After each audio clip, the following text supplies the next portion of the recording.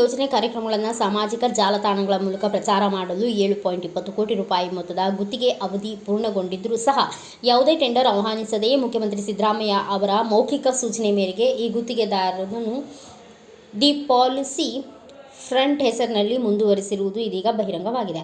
The policy ಫ್ರಂಟ್ಗೆ ಗುತ್ತಿಗೆಯನ್ನು ಮುಂದುವರಿಸಲು ಚಿರತೆ ವೇಗದಲ್ಲಿ ಸರ್ಕಾರ ಮತ್ತು Karnataka state marketing communication and advertising limited ಆಡಳಿತಾತ್ಮಕ ಪ್ರಕ್ರಿಯೆಗಳನ್ನು ನಡೆಸಿವೆ. ಸರ್ಕಾರವು ಕಚೇರಿ ಆದೇಶ ಹೊರಡಿಸಿದೆ. ದಿನದಿಂದ MC&AU ಸಹ ಫಟಾಫಟ್ ಎಂದು ಕಾರ್ಯಾದೇಶ ನೀಡಿದೆ.